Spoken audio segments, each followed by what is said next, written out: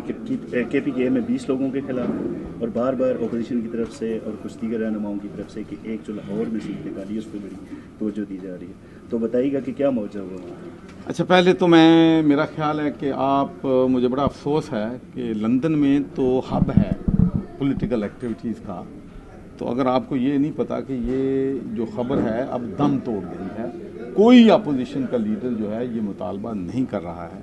एक दो दफ़ा मुतालबा किया था मियां नवाज शरीफ साहब ने और मरियम साहिबा ने और मरियम औरंगज़ेब ने, तो उसी दिन शाम को मेरा इंटरव्यू था इमरान खान के साथ एक्सप्रेस, और मैंने पूरे के पूरे मेंबर गिनवा दिए थे, और उसके बाद कम से कम पाकिस्तान प्रेस में या पाकिस्तान के किसी अपोजिशन लीडर ने ये सवाल नहीं मुझसे पूछा है।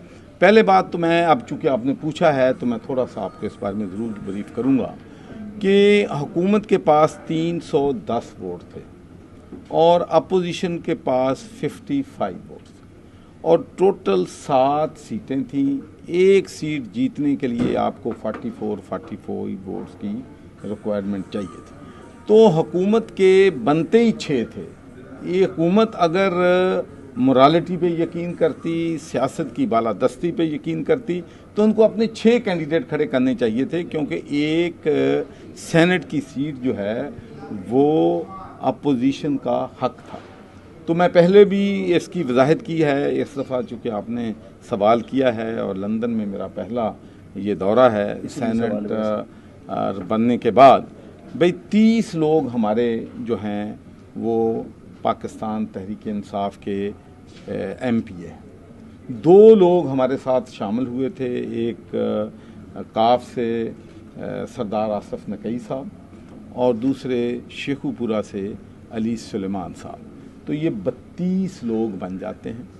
उसके बाद 4 लोग जो हैं वो इंडिपेंडेंट थे, सो ये 36 बन जाते हैं। उसके बाद फैसल जो अपने थे हमारे सरगोदा से, वो हमारी पार्टी में शामिल हो चुके हैं। उसके अलावा आमद शाह खग्गा वो हमारी पार्टी में शामिल हो चुके हैं। सरदार नसरुल्लाह द्रेशक साहब ख़त्म नबूवत की वजह से वो हमारे जो हैं उनसे नाराज़ थे और इसलिए उन्होंने हमें वोट दिया।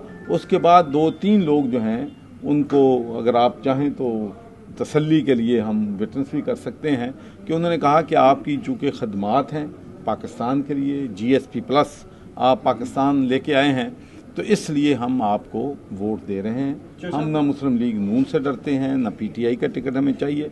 तो मेरे ख्याल में ये 46-47 वोट जो हैं वो बन जाते हैं। उनमें से 2-3 ने किसने मुझे नहीं दिए हैं ये मैं नहीं कह सकता, इसलिए एक सीक्रेट बात। चेयरमैन साहब ने खत लिखा है, उन्होंने कहा कि 42.9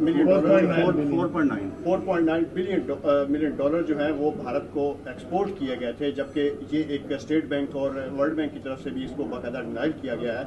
आप क्या समझते हैं इस हवाले से? देखिए जी, मैं समझता हूँ कि ये जो बात है ये बहुत देर से गर्दिश कर रही है, ये नई बात नहीं है, और हुकूमत को चाहिए था जिस तरीके से आज प्राइम मिनिस्टर साहब ने पार्लियामेंट में कहा है कि कमेटी बनानी चाहिए, इन्वेस्टिगेशन होनी चाहिए, तो मेरा ख्याल है कि जब ये खबर सरफस हुई थी तो उस वक्त ही इन्वेस्टिगेशन कमेटी जो है बना देनी चाहिए थी। और अब भी हुकूमत को चाहिए कि वो अपना भरपूर तरीके से, अगर वो समझते हैं कि इसमें कोई हकीकत नहीं है, तो आवाम के सामने अपना केस जो है हुकूमत को पेश जो है वो करना चाहिए। जो वर्ल्ड बैंक की रिपोर्ट है कमेटी बन जानी चाहिए। देखिए, कमेटियां बनती रहती हैं, जाती रहती हैं। मैं समझता हूँ कि अब तो चूँकि इलेक्शन आने वाले हैं तो पार्लियामेंट जो कि 2 हफ्ते बाद खत्म होने वाली है, उसकी कमेटी जो है वो क्या करेगी। सर, जिस वर्ल्ड बैंक की रिपोर्ट का तज़किरा हो रहा है उसमें तो ये भी लिखा है कि सऊदीया ने पाकिस्तान को $10 बिलियन भेजे, इंडिया से बांग्लादेश में 4.7 बिलियन डॉलर्स गए, और इसी तरह से दीगर मुल्कों से जो रेमिटेंसेस जाते हैं कानूनी तरीके से, ये उनका तज़किरा है। इसमें किसी बंदे का मनी लॉन्ड्रिंग। देखिए, मैं वही अर्ज कर रहा हूँ कि अगर हुकूमती लोग जिन पर, देखें, अगर आपने मुझ पर इल्ज़ाम लगाया कि जी आप कैसे बन गए सेनेटर, तो मैं ये कहूँ कि नहीं, मैं खामोश रहूँ 3 महीने 4 महीने और उसका जवाब न दूँ, तो लोगों को शकूक व शुबहात जो हैं वो बढ़ेंगे। तो इसलिए जिस दिन मुझसे ये सवाल किया गया कि भाई अपनी तसल्ली कराओ, भाई तुमने कैसे वोट लिए, तो मैंने घबराया नहीं, नाराज नहीं हुआ। मैंने कहा भाई लो साहब देना चाहिए, क्या मसला है। हमने उसी वक्त कर दिया। तो अगर हुकूमत इसमें नहीं मुलव्वस है तो भाई वो बताएं, मीडिया के सामने आए, कहें कि ये झूठी खबर है और पाकिस्तान में सियासतदानों के ऊपर हमले हो रहे हैं, वजीर दाखिला के ऊपर भी हमला हुआ, तो क्या समझते हैं कि हालात में इलेक्शन आपको वक्त पे होते हुए नजर आ रहे हैं? देखिए जी, ये बड़ी तशवीशनाक बात है, लम्हा फिक्रिया है कि हमारी सियासत में तशद्दुद जो है वो बढ़ रहा है। पाकिस्तान तहरीक इंसाफ ने जो अहसन इकबाल पे कातलाना हमला हुआ है उसकी बड़ी सख्ती से पुरजोर तरीके से मजम्मत की है और हमने कहा है कि जो भी इस वाक़े का ज़िम्मेदार है उसको कैफ़रे करदार तक पहुंचाना चाहिए। जो शख्स कातलाना हमले में मुलव्वस है, अगर उसके पीछे कोई हाथ हैं तो वो भी बेनकाब होने चाहिए। इसलिए कि देखें, सियासत में सब लोगों ने अपने जलसे करने हैं, जुलूस निकालने हैं, लोगों के पास अपना प्रोग्राम लेके जाना है। तो इन हालात में अगर तशद्दुद होगा तो लोग फ्रीली अपना जो है कि जो केस है अपनी पार्टी का वो अवाम के सामने नहीं रख सकते।